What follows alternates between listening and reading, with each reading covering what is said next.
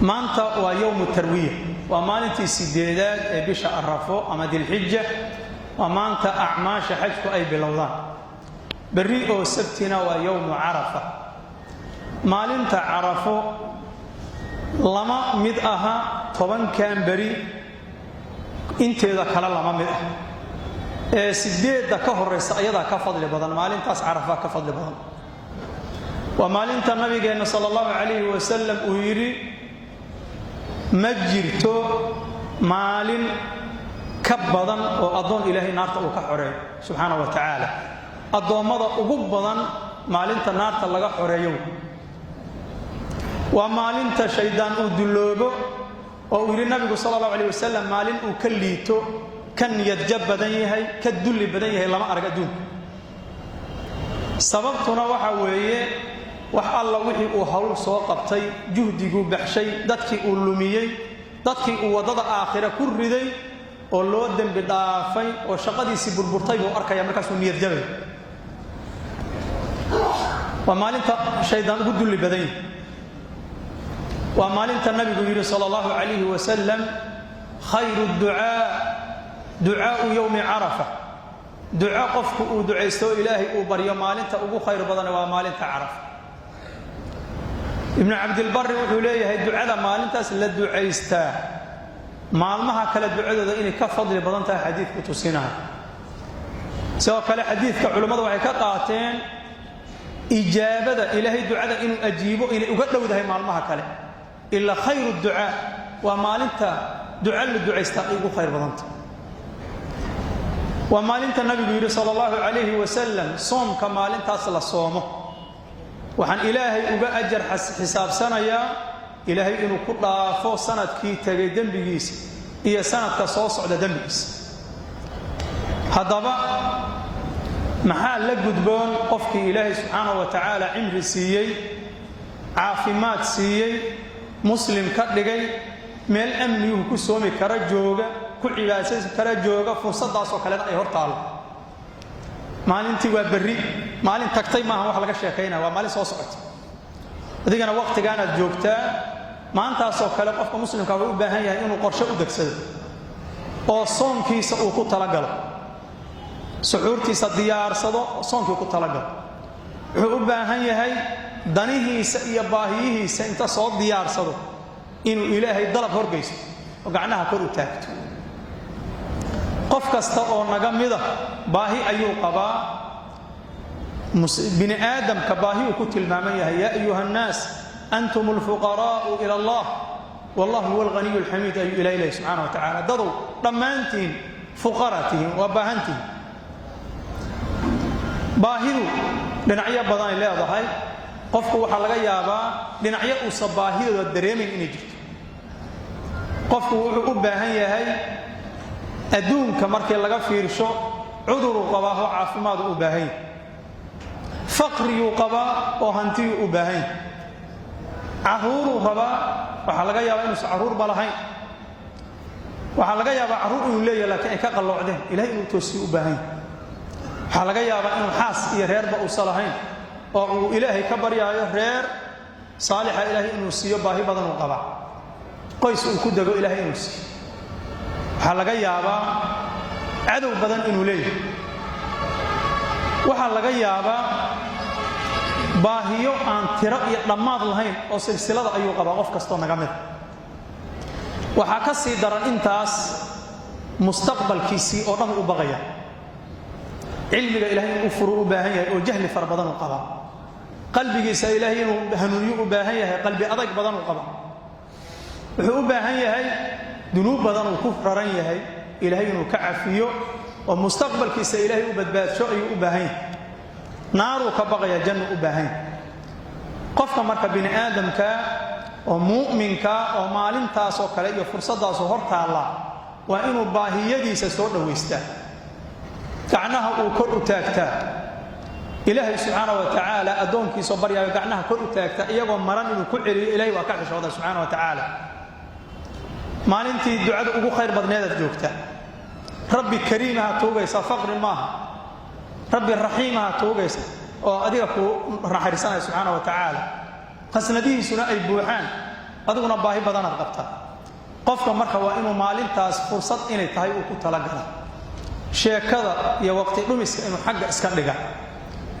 waxyaalaha kale oo ka mashquuli kara ka hor waa inuu u sii yeeshaa sii kala xalliya ee maalintaas uu u fahmaa inay tahay fursad adduun iyo mid aakhiro wada jirta xadiidkaas nabigu yidhi sala allahu calayhi wasalam khayru ducaa'i ducaa'u yowmi carafa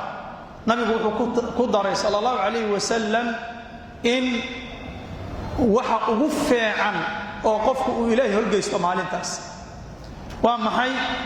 wa khayru maa qultu ana wannabiyuuna min qabli laa ilaaha ila allah waxdahu laa shariika lah lahu lmulku walahu alxamdu wahuwa calaa kulli shayin qadiir waa kalimatu tawxiid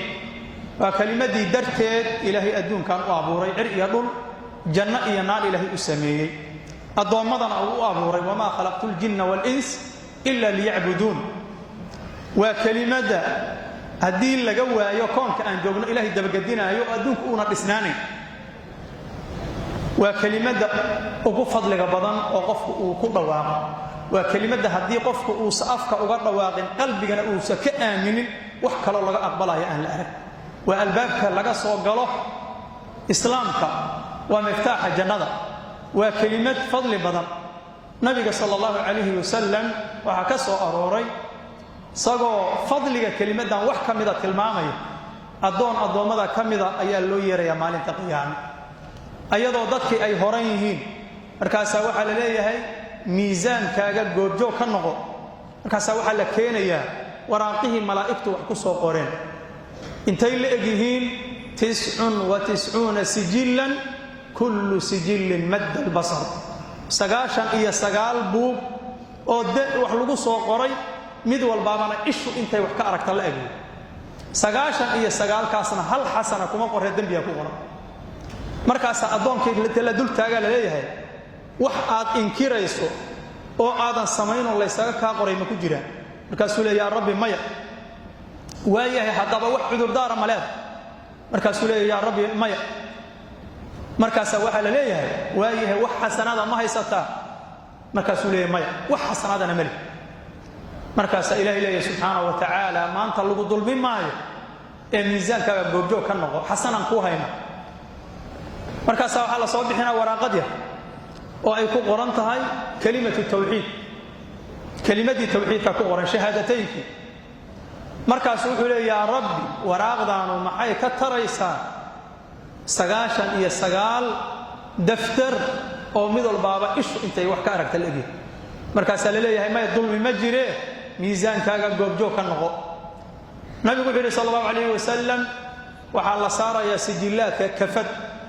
kalimadii la ilaha illa allah waraaqday ku qoreedna kafad baa la saaraya wuxuu ka mid yahay xadiidkaanu xadiidta ay ahlu sunna ka qaateen miisaanka aakhiro laba kafadood inuu leeyahay wuxuu yiri nabigu sallallahu alayhi wasallam fatashat as-sijillat wa thaqulat al-bitaqa thaqulat la ilaha illa allah waraaqdi la ilaha illa allah ku qoreedna way cuslaanaysa waraaqihii kalena way fududaanayaan markaas nabigu si guud sallallahu alayhi wasallam hadana u tilmaamay la ilaha illa allah wax ka culus ma imaan karaan wax la ilaha illa allah ka culus laakiin la ilaha illa allah da oo nuucaasi waa mid qalbi saadiqa ka soo fushay ikhlaas oo wax shirkiya nifaaq ka maran ilaahay aqbalay subhanahu wa ta'ala shirki daahira iyo shirki khafiya mid ka maran oo alla agtiisa maqbuulka ah hadaba kalimadani wa kalimadii nabigu yiri sallallahu alayhi wasallam aniga iyo nabiyaalka iga horeeyay waxay ku dhawaaqaan waxa ugu khayr badan kalimadan wa khayru ma qultu ana wan nabiyuna min qabli la ilaha illa allah waxaadna joogtaa khayru ducaa'i ducaa'u yawmi carafa maalin ilaahay la baryo cala loo tagta maanta ugu khayr badneed labadaas markaad isla hesho fursad qaali aad haysataa haddii ilaahay ka aqbalo fursad qaali aad maalintaad haysataa marka maalintaas soonkeeda oo ilaahay subxaanahu wa tacaala laga rajaynayo 2 sano dambigeeda inuu ku dhaafo iyo ducadii iyo kelimadii ugu fadli badneed oo nabi maxamed sallallahu alayhi wasallam iyo nabiyaalkii hore waxay ku dhawaaqaan u fadli badan maalintaas iska beerdarayn sidoo kale to macmaasha maalmahan ay ka midaysan yihiin laakiin maanta Carafa lafteeda laga rabo in la timaado waxa kamida takbiirka labadiisa nooc maalinta Carafa la iska rabo labada nooc maxay kala yihiin takbiir aan meel ku xirayn iyo waqti hada dariiq marayso hada sariirta dul saaran tahay dad gurigaaga joogto hada suuqa maraysi takbiir in iska takbiirsato maalmaha 10ka hor dhama ka midaysan يوم عرفنا وحي ديرتها markii salaada fajr la tukado laga bilaabo salaadaha gadaalkooda in la takbiirsado Allahu akbar la ilaha illa Allah Allahu akbar walillahi alhamd takbiirtu nuucyo badan u soo aroortay ila saxaabada iyo salafkii waxa ka sugan siyaaq fara badan ila 8 gaaris marka siiqadeedu dhib badan mal qofku inuu takbiirsado takbiirtaas labada qaybood ee midna salaadaha faradka marka laga baxo gadaalkooda la iimaanay midna ay waqti iyo meel midna ku xirayn ayaa nabiga subhanahu wa ta'ala sallallahu alayhi wa sallam ma kabbara mukabbir illa bushir wama halala muhallil illa bushir majiro qof la ilaha illa allah yiraahdo maalmahaas qof Allahu akbar yiraahdo illa waa loo bishaareeya markaas ay saxaabadu yiraahdeen bil janna markaas uu yiri na'am ma janna loogu bishaaray rasuul Allah na'am janna loogu bishaaray takbiirta marka hada dariiq maraysi iyo hada sariir joogtay iyo meel kale hada joogtay suuqa da maraysa beer daray sunnadu ha muuqato balad muslim in la jooga hal dareen dad ahlu sunna in la jooga hal dareen adiguna miisaankaaga aakhiro wuxuu horumarso midda salaada gadaalkeeda lala iimaanayo takbiirta waxa la iska ilaalinayaa laba arrimood midu waxay tahay takbiirta markii salaada laga baxo lala iimaanayo cadad gooniya male ee cadad gooniya ha iltizaami markii salaad laga baxo 4 jeer 5 jeer salaad kale markii laga baxo 7 jeer mid kale markii laga baxo 3 jeer takbiirtaas cadad ma masaajidda in badan oo kamid ah arkaysa imaamku 3 jeer u qaada waa ka daba meersan dadku khalaas asay ku dhamaatay sunnadu saasna waxaad kaloo iska ilaalina in la isla qaado oo codka la isla raadiyo oo la isu jiidiyo sunnadu sidaas ma aha waa ina takbiirta imaamku takbiirsado oo ma'muumku takbiirsado codku ha isku aado ha kala lumo adiga takbiirta ha isu jiibinin labadaas baa la iska ilaalina dayib takbiirta marka maalmahaas acmaashi kale tasbiixda iyo quraan akhriska iyo ducada iyo birrul waalideynka iyo sadaqada acmaashi kale waa sideed oo maalmahan amalka la sameeyo waa ka qiimo badan yahay amal maalik kale la sameeyo intaas mas'alada hadda uga gudubno midda labaad ee maalmahan calaaqada goonida la leh waxa weeye al-udhiya nabiga sallallahu alayhi wa sallam markuu maalmahan fadligooda dadka ku booriyay acmaashi asagu uu ilaahay ugu dhawaaday waxa kamida udhiyada nabiguna sallallahu alayhi wa sallam wuxuu ahaa atqan naas wa akhshahum lillah qofka ilaahay ugu taqwa iyo cabsi iyo dhowrsi badan u ahaa acmaashi uu doorto asagu ilaahay ugu dhawaaday sunnadeenu ay la soo aroortay waxa kamida udhiyada nabigeena sallallahu alayhi wa sallam sida Jaabir ibn Abdullah iyo ghayru ay wariyeen markuu uu khudbeeyay ciid tujiyay ee uu khudbeeyay waa soo degay wuxuuna ku bilaabay inuu asagu gacantiisa ku gowraco udhiyada wuxuu soo qaatay ido wanan waaweyn oo saxaabi uu ku tilmaamay midabkooda amlax inuu ahaa amlaxa laba luqawiinto laba macno ku fasireen inuu neef cad yahay asaga dhan iyo inuu midab yar yar leeyahay laakiin cadaan ku badan yahay nabiga gacantiisu ku gowracay inta seexiyay oo meesha qoorta cagta ka saaray ayuu bismillaahi allahu akbar yiri markaas u biray marka udhiyada waxaan rabaa inaan tartiib dhowr mas'alo ka baraarujiyo ahkaamta inta kale su'aal ahaan u maadonta midda koobaad maxaa lagu udhiyeystaa ariga iyo geela iyo lo'da saddexdaas udhiya gasho wax kale oo adduunka jooga udhiya gala ma jira digaagu ma galo farasku ma galo ugaarada soo dilato ma gasho udhiya waa saddexdan neefka ariga waxa ku udhiyeysan kara ninka iyo ehelkiisa هل قويسة كود حيستا أبو أيوب عليه هاي وقت النبي صلى الله عليه وسلم أضحية وحي إهاد نينك يا أهل كيسو إني كود حيستا ناف أري نينك يا أهل كيس محل ولا جيدا نينكو هدو هل حاصل ليه يهدو لبا ليه يهدو صدح ليه يهدو أفر ليه هل ناف هدو جورعو أضحية دي سنة دي والين سنة دي والين intaasi waa inta ugu yar ee qofku hal neef inuu ku udxiyeysto ma ahan macnuhu taas macnaheedu neef qofku inuu ku udxiyeysan kara 100 ariga 100 geela ka badan ka yar inta ugu yar way waxaan ka hadlaynaa saas darteed hadii ilaahay xoolo siiyay reero badan uu leeyahay udxiyada mid walba ha u qal inta imisa sunnadii ku soo xasilaysa way waxaan ka hadlaynaa neefka geela iyo neefka lo'daana 7 qoys ku udxiyeysan karta qoys marka la yiraahdo waa inta jikadu ka dhaxay gurigaanu hadii uu guri weyn yahay ee isla degan yihiin aabihi iyo wiilkiisa iyo reer iyo gabadhiisa iyo reer iyo intoo kale hadii jikadu ka dhaxayso hal neef oo ariga ku udxiyeystaan sunnadii waa ka dhacday gurigaas sunnadii waa asiibay laakiin hadii nolosha maalmeed qolba dharigeeda leedahay qolo walba udxiya laga rabo jikada u kala duwan قدر أهان واسداس نافك اللي بقول حيي سنة تلمانتيسا هدو جيل يهي 5 سنة وإنه جاري عمرك 5 سنة وإنه جاري هدو لقي هنا 2 سنة وإنه جاري أريعاد هدو يهي 2 سنة هدو جارو ومتفق إن اللي بقول حيي سكر هدو إذا يهي هل سنة هدو جارنا ومتفق إن اللي بقول حيي سكر لكن علماء قام سيد إمام أحمد وكله حولي إذا هو هدي بلاد جارنا واللي بقول حيي سكر أريعادك هدو هل سنة جارنا ولا قد حيسك خلاف كور وقبح مركادي نف أن لا يسكو هيسك قد حيسك أريعادك ولا بس أنا هجار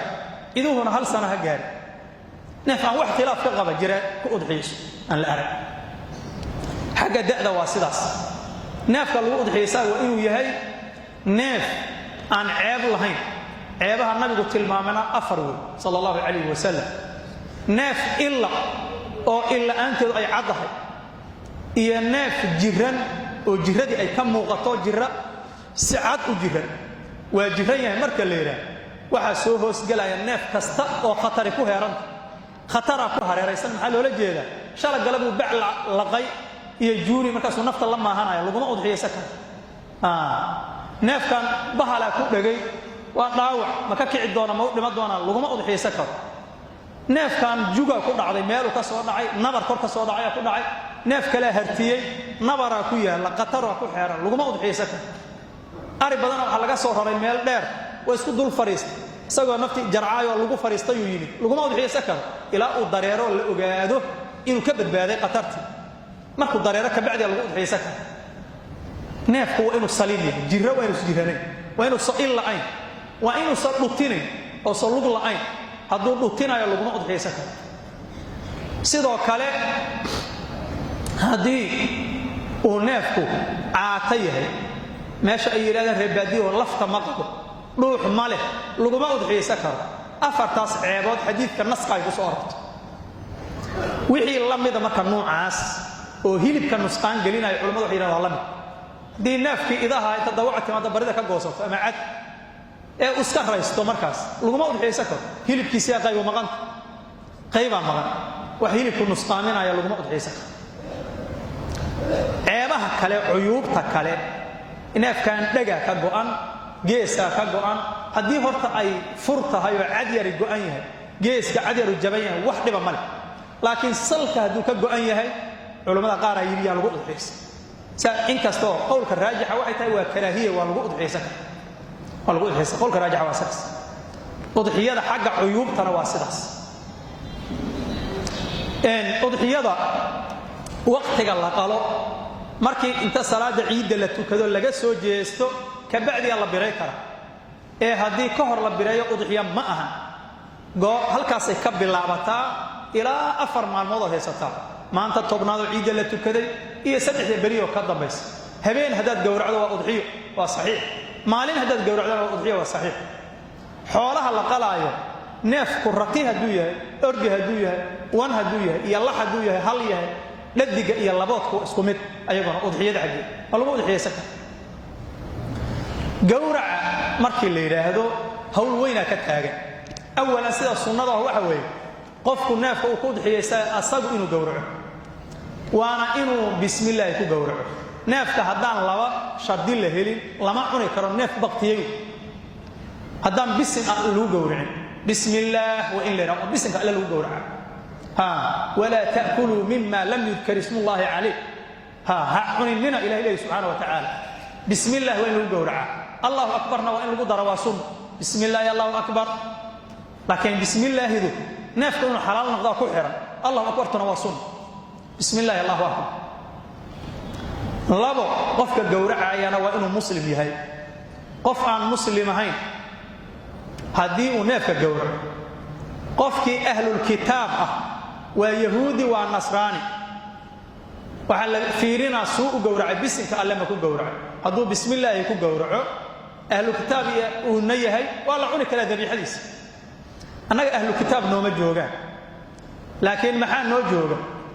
waxaa noo jooga taariku salaad xoolaha qala taariku salaad xoolaha qala jooga taariku salaad inuusan muslim ahayn uga xisaabta neef ha u dhiiban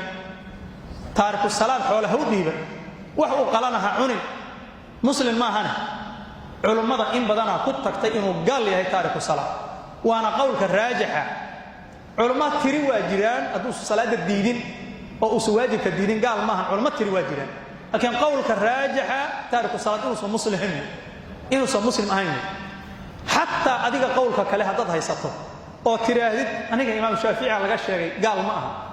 waxa uu wax ku gowracay waa nin la isku haysto ma muslima mase waa gaal halkaas aad u joogtaa ogow meesha ugu fiican oo joogtaa waa halkaas oo neefkaani waa baqtiyay iyo waa la bireeyaa la isku haystaa waana udxiyadaadi halkaas marka ha aadi waxa kawaanada xoolaha ka gowraca oo aroortii tafaha xaydan in badan oo kamida ma tukadaan waxa cajiib badan oo la yaab leh nin masjidka hadda jooga hadda inuu maanta soo tukada ma aqaan laakiin masjidka jamaacadiisa kamid ah ayaa wuxuu ii sheegay nin wadaada oo sunniya ayaa wuxuu yiri wadaadnimadan iyo sunninimadan sababay lahayd ilaahay ugu hanuuniyo laakiin sababay leh nima suuqa wuxuu ka gatay xoogaa udxiya markaasan annaguna dadkii xoolaha qalaynaan ahayn waa ku soo yaacnay markaan xoolihii qali maagno wuxuu yiri horta aad ii qashiin ninkee yaqaana arkaanul islaam ninkii arkaanul islaam sheega ii qala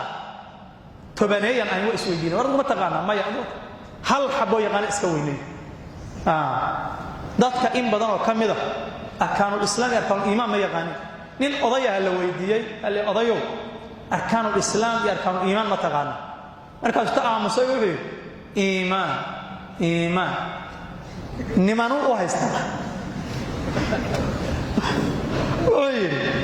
imaam maxamuud sanadadii dhawadan kulanay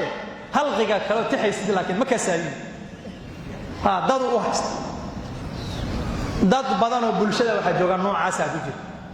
oo arkaan islaam arkaan iimaan ah aqoon maalintaas wuxuu waa kala yaacna iska tagnay nima la helay arkaan islaamkii sheegay kooxdii ariga asaga inta qalayo lacag fiican ka duubto iska tagay maalintaas waxa ay diinkaagi waa dayacan yahay adduunyadiina waa lagu daray waa ka muslimiintu waa soo jeesteen waa diideen in xoolo loo qalo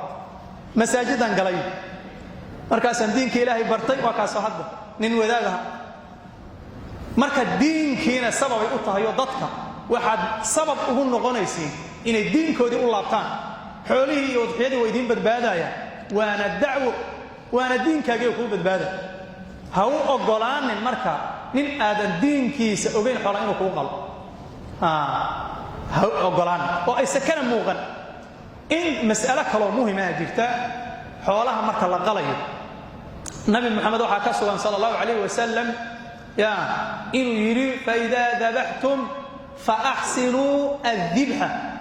hadad wax biraynaysiin qaabka wax loo gowracayo wanaajiya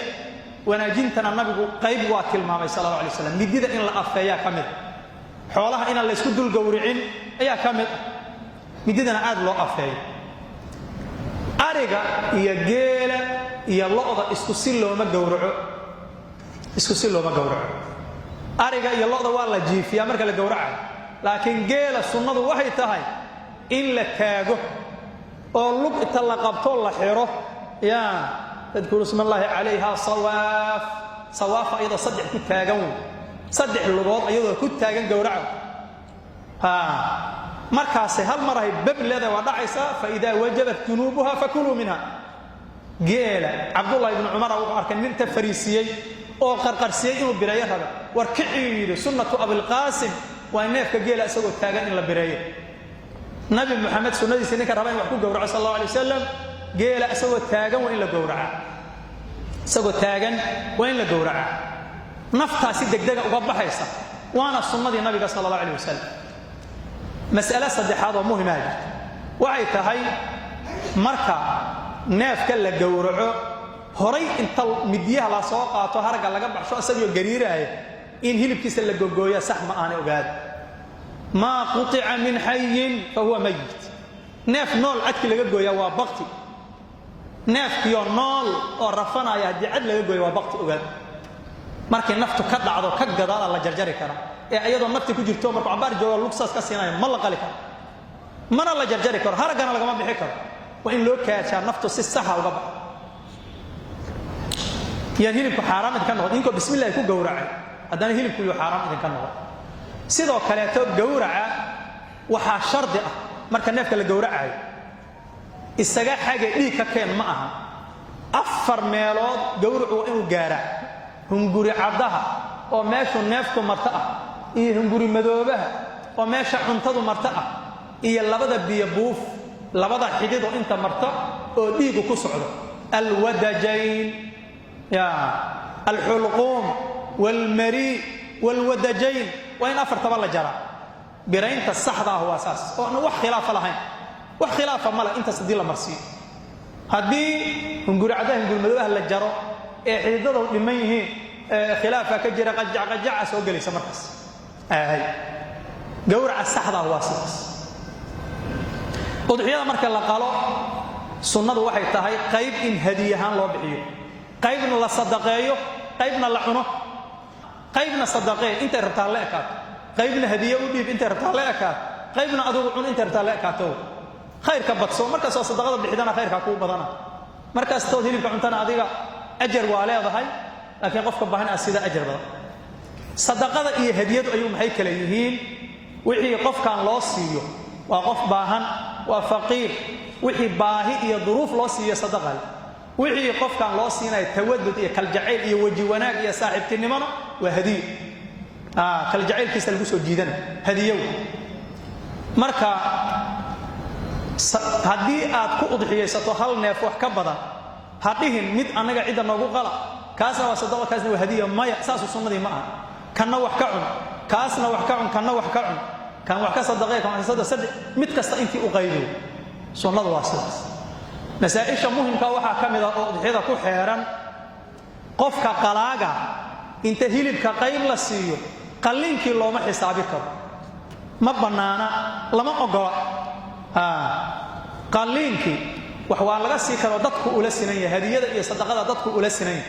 لكن هيلب انت سيو حساب أهان حسابك أتكوك شيء وإنت مايا لما أقرأ hilibkeed qayb qaadatay xoogaha dayaree qalliinka maya lama ogol ayadan kala heshii marka hore adoon wax hilib u sheegin kala heshii gooni u si ka bacdi waxaad sii haydo hilib aday ku taal laakiin marna ay istixgali xisaabtii wax lagu qalay iyo hilibka u qaadanaya marna waa in istixgali lama ogol